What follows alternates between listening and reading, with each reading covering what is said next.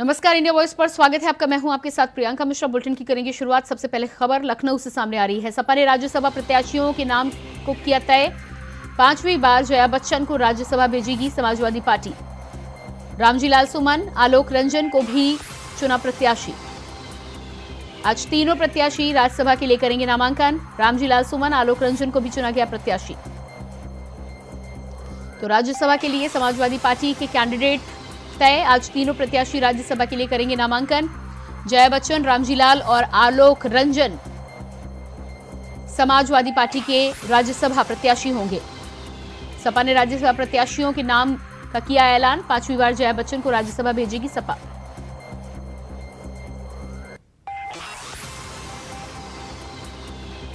रामजी लाल सुमन, आलोक रंजन को भी चुना गया प्रत्याशी। और इसी खबर पर हमारे साथ लखनऊ से ब्यूरो चीफ प्रियम पाठक फोन लाइन पर जुड़ चुके हैं। जी प्रियम, समाजवादी पार्टी के राज्यसभा प्रत्याशियों के नाम का ऐलान हो चुका है। जया बच्चन, रामजी लाल और आलोक रंजन, क्या कुछ पूरी जानकारी निकल के सामने आ रही है? किस तरह से खास है?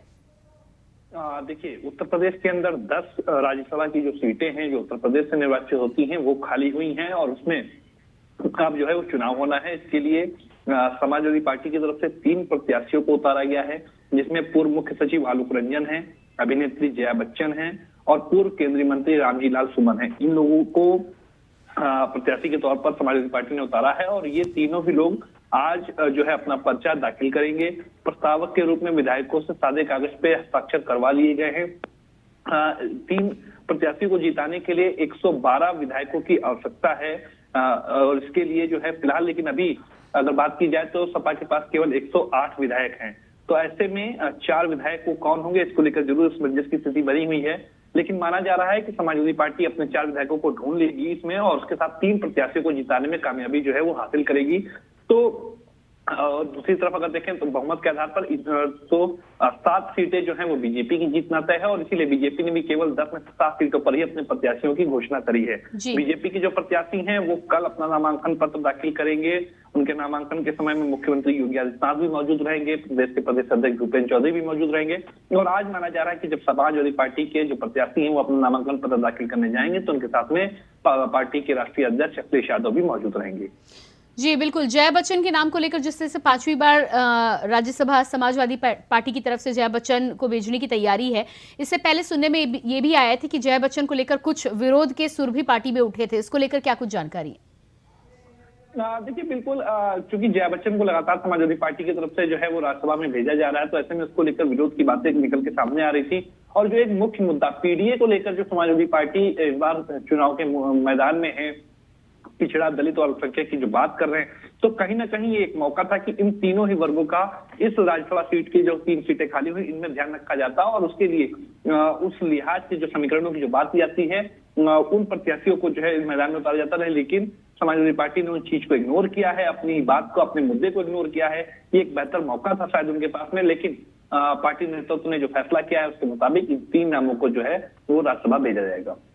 जी बिल्कुल प्रियम, तो जिस तरह से नाम तय हो चुके हैं नामांकन के लिए, आपने बोला कि भारतीय जनता पार्टी के कैंडिडेट कल नामांकन करेंगे।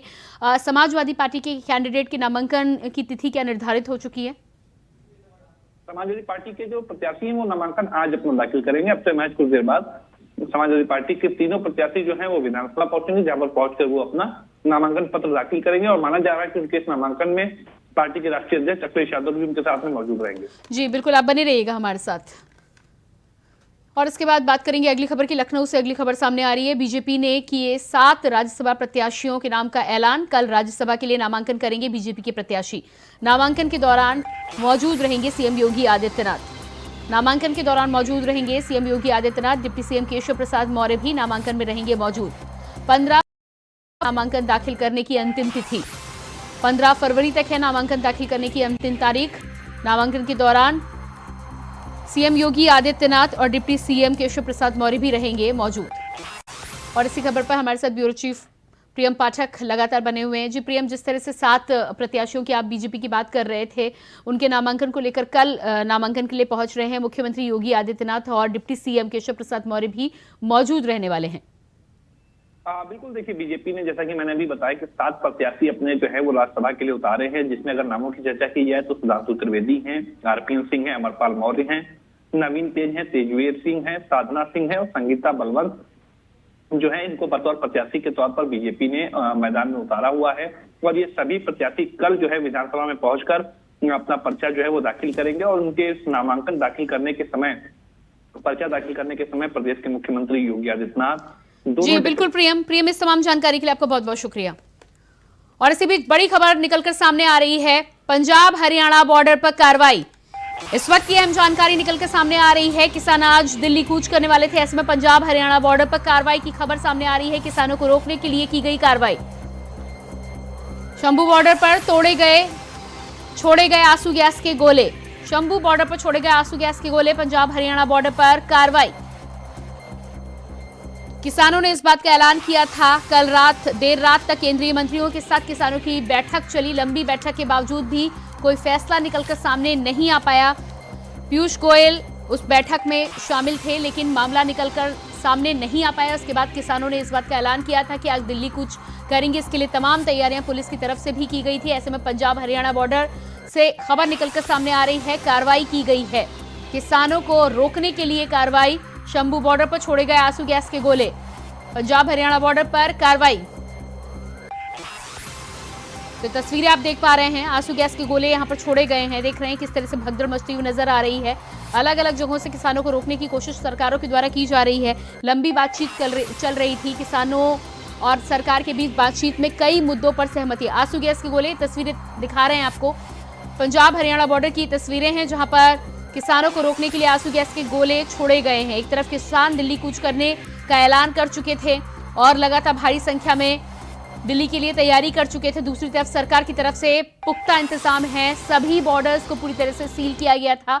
किसानों ने जब अंदर घुसने की कोशिश की तो ये आंसू गैस के गोले छोड़े गए। तस्वीरें आप देख पा रहे हैं।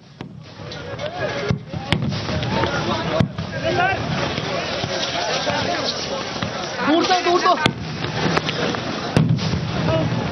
यार, कहाँ गया सिकंदर? ओ भाई साइड हो जाए यार प्लीज।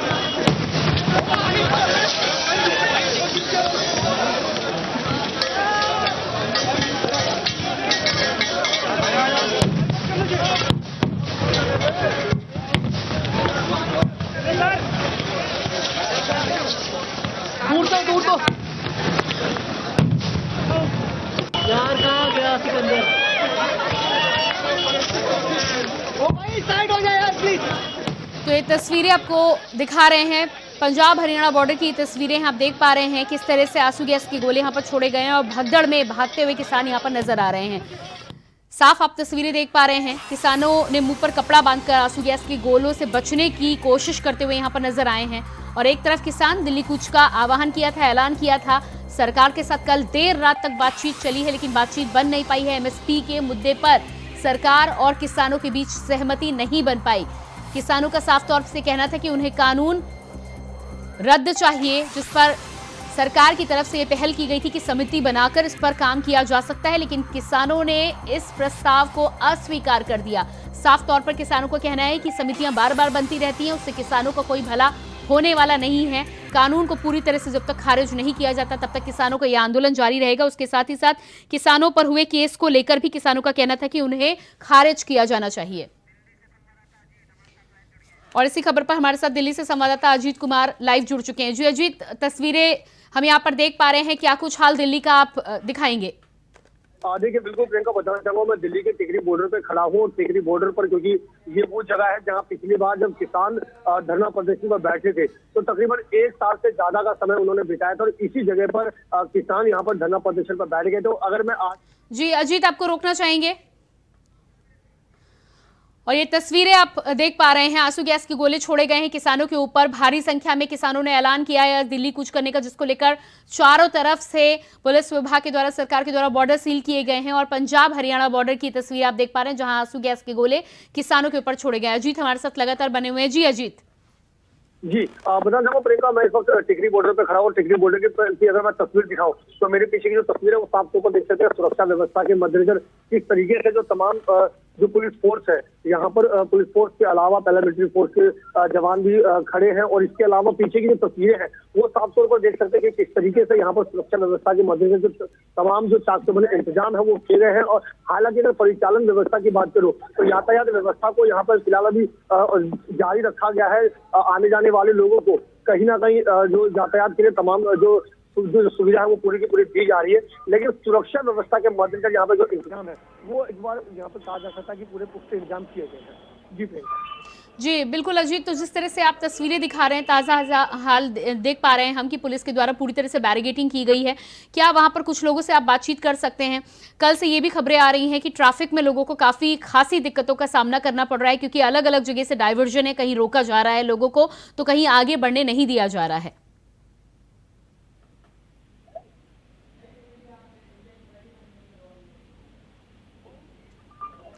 जी अजीत, मेरी आवाज आप तक पहुंच पा रही है? एक बार फिर से संपर्क साधने की हम कोशिश करेंगे। आपको इसी बीच हम तस्वीरें दिखा रहे हैं, पंजाब हरियाणा बॉर्डर की तस्वीरें हैं। अजीत टिकरी बॉर्डर पर खड़े हुए थे, उनका साफ कहना था कि पूरी तरह से पुलिस के द्वारा बैरिगेटिंग कर इंतजाम पुख्ता किए गए हैं। किसानों को दिल्ली पहुंचने से रोकने के लिए तमाम इंतजामात पुलिस विभाग के द्वारा पिछले 2-3 दिनों से किए जा रहे हैं। बॉर्डर के साथ ही साथ कंक्रीट ट्रैक्टरों को रोकने के लिए पूरा इंतजाम। और यहाँ ये तस्वीरें आप देख पा रहे हैं, आंसू गैस के गोले किसानों के ऊपर छोड़े गए हैं उन्हें आगे बढ़ने से रोकने के लिए। पंजाब हरियाणा बॉर्डर पर हुई कार्रवाई, किसानों को रोकने के लिए की गई कार्रवाई। शंभू बॉर्डर पर छोड़े गए आंसू गैस के गोले।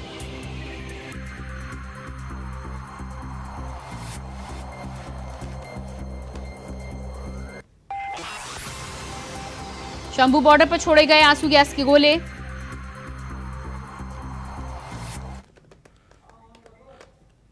वहीं को लेकर केंद्रीय मंत्री अर्जुन मुंडा ने कहा है कि मैंने चंडीगढ़ 2 बार जाकर किसान संगठनों के साथ बातचीत की है, लेकिन कुछ चीजों में हमें परामर्श लेने की जरूरत पड़ेगी। इसके लिए हमें यह सुनिश्चित करना चाहिए कि इसका रास्ता क्या होगा। किसानों को समझने की जरूरत है कि भारत सरकार किसानों के हितों की रक्षा करने के लिए प्रतिबद्ध है और उनके साथ साथ जन सामान्य को कोई कठिनाई ना हो।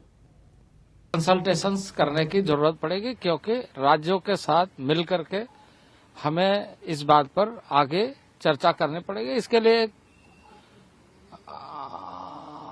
हमें ये सुनिश्चित करना चाहिए कि इसका रास्ता क्या क्या होगा, और उसके लिए यदि हम कोई एक फोरम ऐसा बनाए जिसमें हम लगातार चर्चा करते रहे और इसका समाधान निकालें। ये बात किसानों को समझने की जरूरत है कि किसी किसानों के हितों की रक्षा हो, भारत सरकार प्रतिबद्ध है, और उसके साथ साथ जन सामान्य को कोई कठिनाई ना हो। दोनों ही बातों को जो संगठन है, किसान संगठन, उनको समझना पड़ेगा। मैं इसलिए नहीं कहूंगा क्योंकि किसान के हितों की चिंता हमें ज्यादा रखनी है। कोई राजनीति कर रहा है, क्या कर रहा है, क्या नहीं कर रहा है, कहेंगे कि हम हमेशा बातचीत के लिए तैयार है, हमेशा डिस्कशन करने के लिए तैयार है, उसका सोल्यूशन निकालने के लिए जो भी हो सकता है वो सारा कार्य करने के लिए हम तैयार है, बशर्ते कि उसके लिए जो, क्योंकि आप सब जानते हैं कि एग्रीकल्चर पूरे देश के किसानों के लिए भारत सरकार प्रोत्साहित करती है, कार्य करती है, आगे बढ़ाती है, ये बात सही है। लेकिन विषय राज्य सरकारों का भी है जहां हमें कंसल्टेशंस की जरूरत पड़ेगी। तो स्वाभाविक रूप से एक रास्ता तो अपनाना पड़ेगा, एक मेथड तो अपनाना पड़ेगा। सर, कोई कमेटी वगैरह बनाएंगे? जो भी विषय, उन सारे विषयों के लिए किस तरीके से, कैसे, क्या, ये विषय को समझने का तो समय चाहिए। और मैं ये कह रहा हूँ कि आप उस पर बातचीत सर करिए, सर हम उसके लिए तैयार है। कल भी, उसके पहले भी 2 बार हमारी बैठक हो चुकी है।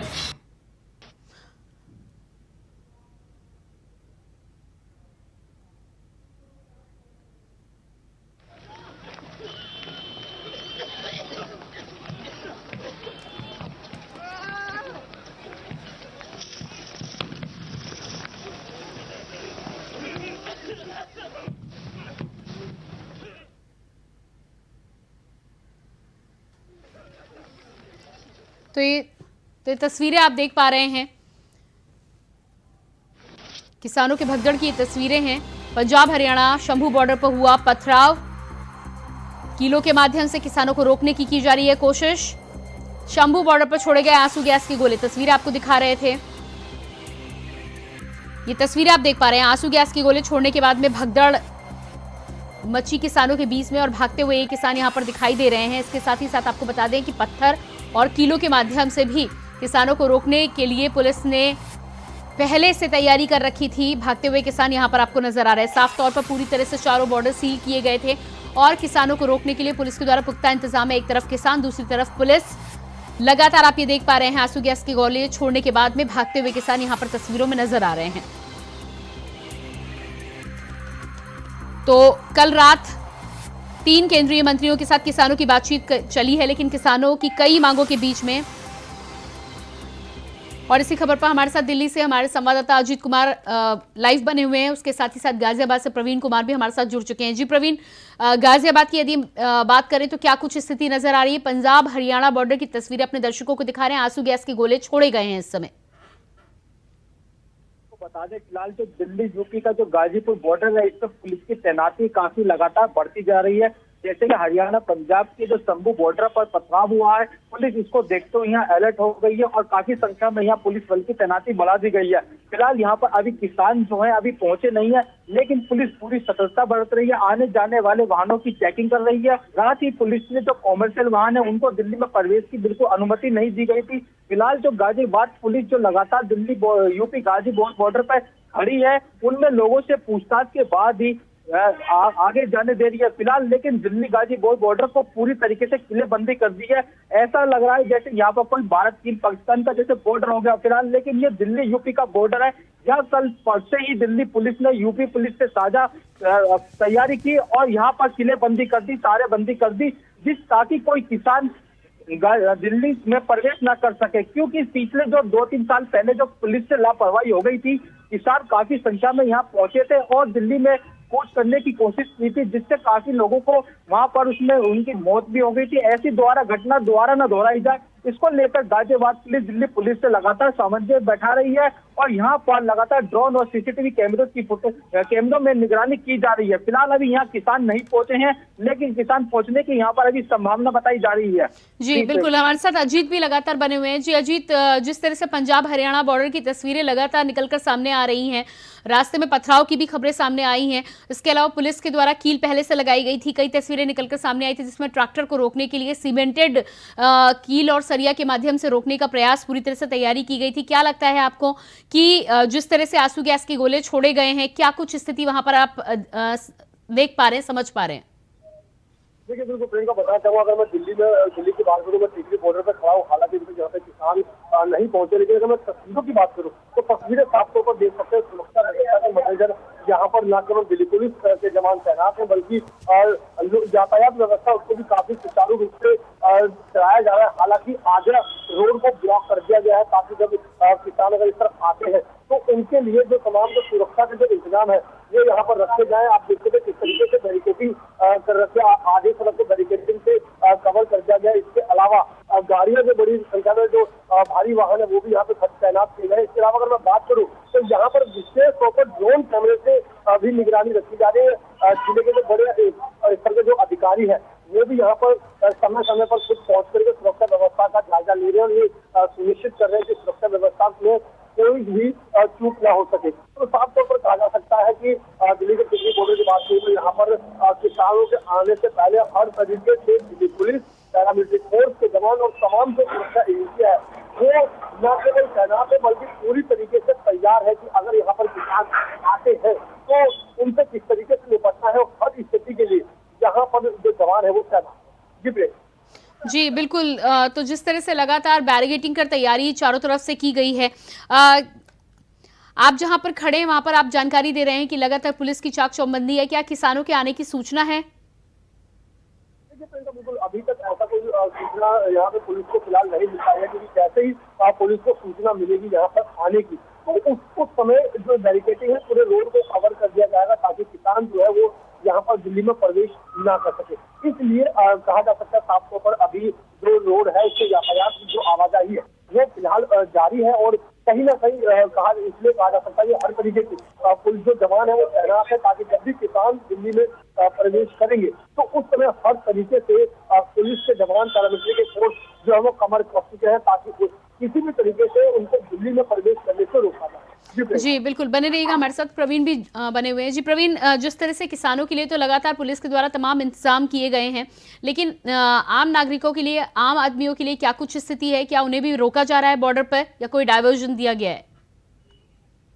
आपको बता दें, जो लोग अपने घर से ऑफिसों के लिए निकले थे, उनको लेकर आज सुबह से ही कई किलोमीटर लंबे जाम में उनको सामना करना पड़ा, फंस गए। वहाँ ट्रैफिक पुलिस लगातार सड़कों पर खड़ी रही और वहाँ जो है रेंगते दिखाई दे ट्रैफिक पुलिस। उनको डाइवर्जन जो दिल्ली यूपी बॉर्डर, जो गाजीपुर बॉर्डर, इसको तो सील कर दिया है, लेकिन इसके जो फ्लाईओवर के नीचे से उसको वो कौशाम्बी की तरफ से उनको लोगों को भेज रहे हैं। कहीं ना कहीं किसान आंदोलन है एक तरफ, तो दूसरी तरफ लोगों की समस्या भी पैदा हो रही है। जो लोग अपने ऑफिसों को ले जा रहे हैं, अपने घर के लिए किसी काम के लिए जरूरी काम से जा रहे हैं, वो जाम में फंस रहे हैं। कई किलोमीटर जो NH9 है वो कई 5 से 6 किलोमीटर सुबह से ही लंबे जाम में फंसा हुआ है, लेकिन ट्रैफिक पुलिस धीरे धीरे उनको लोगों को निकाल रही है। वहीं लोगों को कहना है कि एक तरफ किसान अगर आंदोलन कर रहे हैं तो हम लोग भी जाम में फंसे हुए हैं, वहीं पुलिस लोगों को समझाती नजर आ रही है। लोग वहां पर आक्रोश भी दिखाई दिए कि ट्रैफिक पुलिस से लड़ते दिखाई दिए कि हमें क्यों परेशानी हो रही है, लेकिन पुलिस उनको समझाती दिखाई दी और उनको आगे की तरफ रवाना कर रही है। फिलहाल जो गाजीपुर जो बॉर्डर है उसको सील कर चुके हैं। पुलिस लगातार लोगों को समझाकर जो आम नागरिक है उनको उनके गंतव्य में वापस भेज रही है। जी बिल्कुल। अजीत, जिस तरह से किसानों और सरकार के बीच में बातचीत की बात करें तो कल रात देर रात तक बैठक चली और 3 केंद्रीय मंत्री वहां पर पहुंचे थे। अर्जुन मुंडा, पीयूष गोयल भी वहां पर मौजूद थे, लेकिन किसानों और सरकार के बीच बात बनती हुई नजर नहीं आ रही है। MSP पर गारंटी कानून की को लेकर जो मांग कर रहे हैं, इसके अलावा भी किसानों की और क्या मांगे हैं?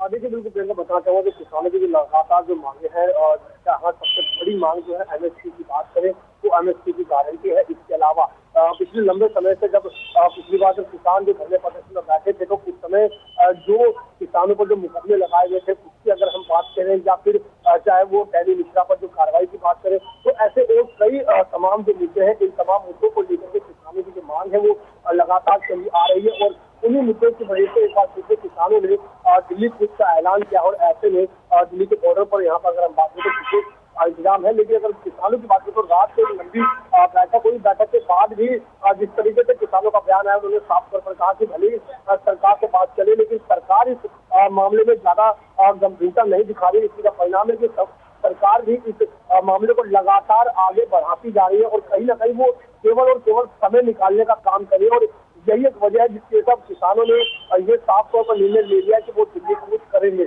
और इसी का परिणाम है कि आज निश्चित तौर पर जो दिल्ली के तमाम बॉर्डर पर इंतजाम है वो भी जी बिल्कुल। प्रवीण, इस पूरे मामले में जिस तरह से सरकारों और किसानों के बीच पिछले साल बातचीत हुई थी और इस पूरे मामले पर किसानों ने अपना आंदोलन खत्म किया था, अब एक बार फिर से किसानों का आंदोलन शुरू हुआ है और लगातार उनका कहना है कि लंबे समय से इंतजार करने के बाद भी मांगे पूरी होती नजर नहीं आ रही हैं। क्या लगता है आपको कि इस बार जब आंदोलन शुरू होगा तो कितना लंबा चलने की उम्मीद है? सूत्रों के हवाले से क्या कुछ जानकारी निकल कर आ रही है?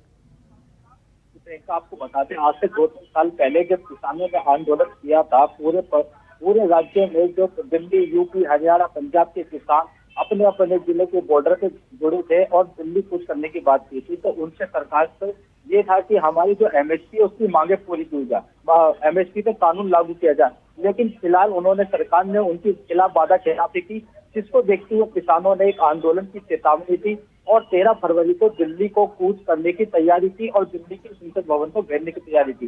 कल सरकार और किसानों के बीच में बातचीत हुई, लेकिन उनके बीच में किसी मुद्दे को लेकर सहमति नहीं बनी। जो उनका जो मेन मुद्दा है MSP को लागू करना है। फिलहाल जो सरकार के जो 3 मंत्रियों ने पहल की थी किसानों से बातचीत में, लेकिन उनके बीच में कोई सहमति नहीं बनी दिखती रही है, जिस वजह से अभी किसान जो है दिल्ली यूपी बॉर्डर पर अभी जमा नहीं हुए हैं। अगर अभी दोपहर का समय बीत चुका है, अगर उनके बीच में कोई सहमति नहीं बनती तो किसान जरूर यहाँ दिल्ली यूपी बॉर्डर पर जाकर दिल्ली में जाने की कोशिश करेंगे। जी बिल्कुल। अजीत, जिस तरह से लगातार किसानों के द्वारा तमाम मांगों को लेकर आंदोलन की एक बार फिर से शुरुआत की गई है, लेकिन किसान नेता का इसी बीच बयान ये भी सामने आया है कि कांग्रेस से भी उन्हें कोई सपोर्ट नहीं मिल रहा है। उनका कहना है कि कांग्रेस और बीजेपी दोनों एक ही तरह की पार्टी हैं और किसानों को कांग्रेस की तरफ से भी कोई खास सपोर्ट मिलता हुआ नजर नहीं आ रहा।